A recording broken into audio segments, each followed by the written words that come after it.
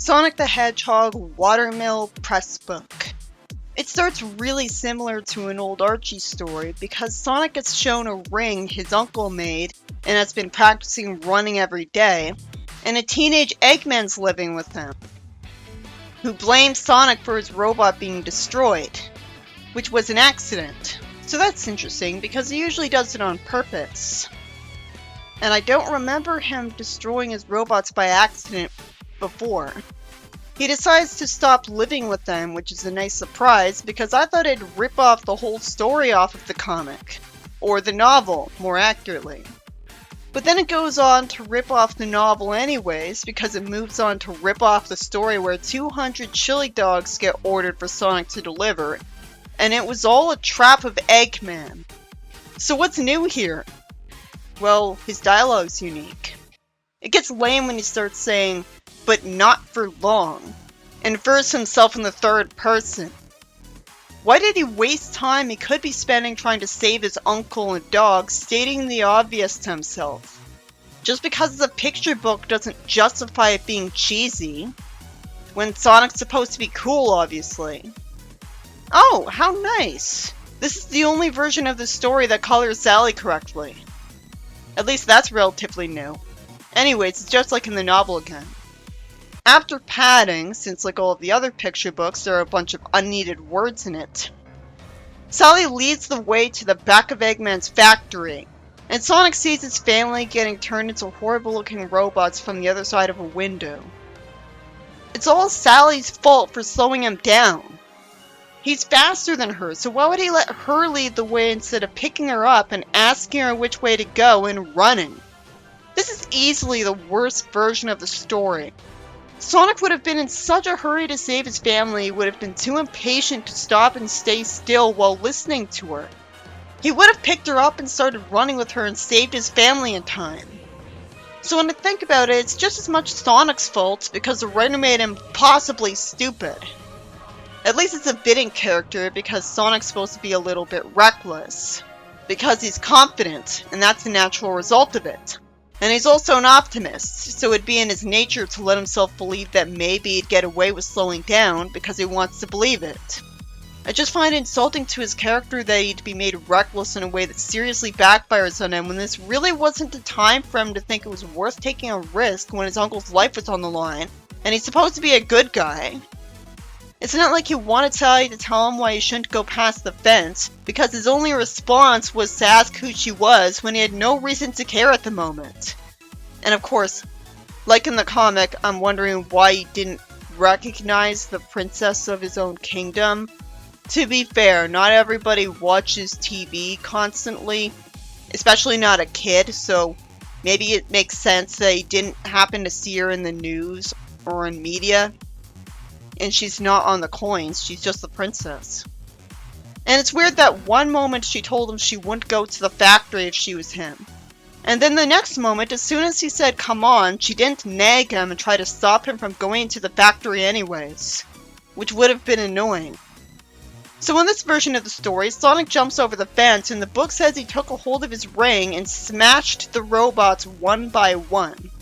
This implies he needed the ring to be able to do that, which is just disrespectfully weakening him for no reason because it doesn't even benefit the story. Because it's so short, this is the last time he's gonna deal with robots, and anyone's gonna assume he's guaranteed to escape alive anyway, so why even bother raising the tension a little by doing this? And it's just gonna be frustrating instead of tragic with you taking it seriously if a problem for a character only arises in an adaptation because the writer made the character less competent than he's supposed to be in the source material. Like, it's fine to introduce a concept that wasn't originally there, but not really to weaken the character himself. To be fair, you could interpret this in good faith by saying that Eggman's so competent at making robots that they're made of such tough material that Sonic needs a ring to slice through them instead of just slamming into them lethally. But then this really should have been explained because the instinctive interpretation of this is that it makes Sonic weaker because he's the main character, so you'd prefer for him to be portrayed respectfully, and you think of him first. Anyway, this is another way this is a unique version of the story. Sally didn't have to get grabbed for Sonic to fight the robots, so she isn't humiliated. Though it does bring into question why Sonic didn't fight the robots directly and save his family and Archie then, because Sally didn't need to be grabbed to make him do that. In this one, he's smart enough to think, if I move really fast, then my spines would cut through it. And my spines are just my hair, so it shouldn't actually hurt me. So he's smarter here. I guess in Archie, Sonic bumped his head really hard at one point, so he was too stupid to think to fight the robots. Or too scared of Eggman, so he just assumed that he made his robots too tough to damage. If that happened to a lot of characters in Sonic, that'd explain a lot. But that doesn't make up for idiot balls, because the fact that that's never explained means it's not the canon excuse, and it really needed to be explained to be because it took years to think of that, and most people won't. Anyways, all that's new here is that Sonic compassionately comforts Sally because he didn't find her dad. Sally says her friends and her will do anything to get rid of Robotnik. Oh good, how unique. So this version of Sally's okay with having him killed. Which is good because it reassures me that in this continuity, Eggman only stayed a problem for a little bit after this. Sadly, the story doesn't describe the Great Oak Slide. The story rips off the novel version of the story after this, by fortunately having a ring conveniently bring Chuck and Mutsky back to normal. It's magical in another continuity, so whatever. I can assume the only other ability it can do is this. And Sonic's desperate and optimist, so it's realistic that he would have tried this with no reason to think it would work. It still would have worked better if the story had him already know rings can grant wishes, though.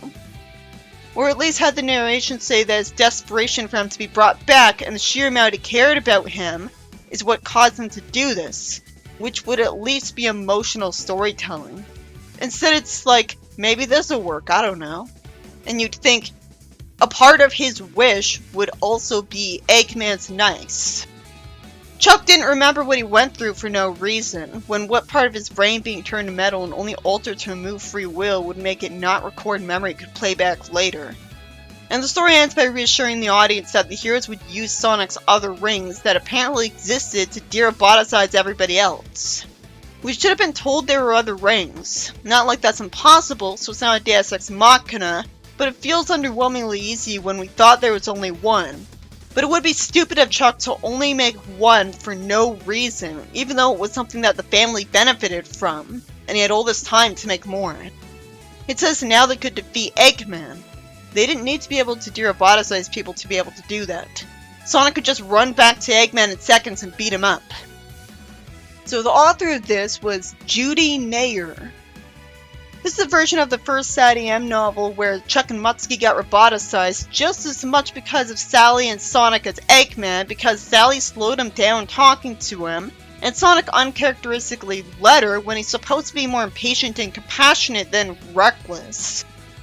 At least it cut out all of the lame filler by having teenage Eggman just leave right away after Sonic smashes his robots by accident this time. Good, because it always made Chuck look like an idiot with skewed priorities that he let Eggman live with Sonic despite his protests.